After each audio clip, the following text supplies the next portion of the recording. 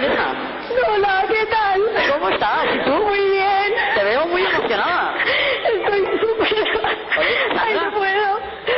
Sandra, Hola. ¿sabes para qué te llamaba? A que ya lo sabes. ¿Eh? Sí, espero que sí.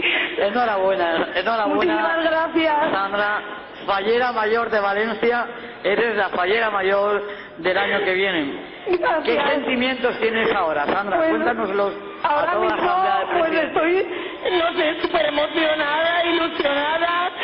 Agradecer al jurado de verdad que haya confiado en mí y que espero demostrarles que de verdad que lo voy a hacer muy bien y que lo voy a dar todo por la fiesta. Es sin duda la noticia del día. Valencia ya tiene nuevas representantes para las fallas de 2012 que comienzan prácticamente hoy con la llamada de la alcaldesa. Sandra Muñoz Pérez es la nueva fallera mayor. Hemos oído su voz y ahora vamos a conocerla un poco mejor.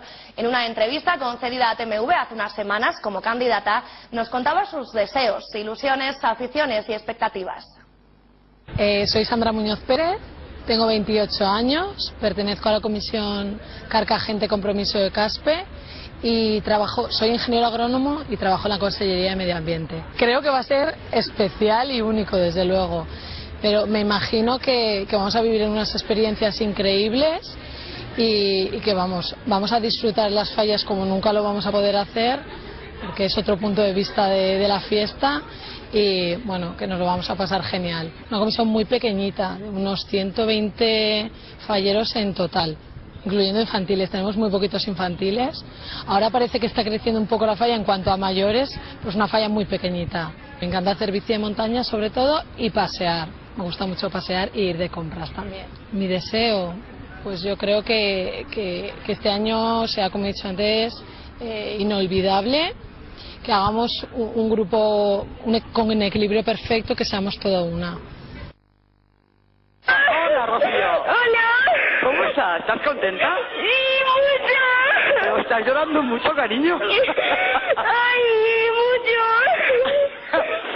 Oye, Rocío, fallera. Dime. ¿Eres la fallera mayor de Valencia? ¿Fallera mayor infantil?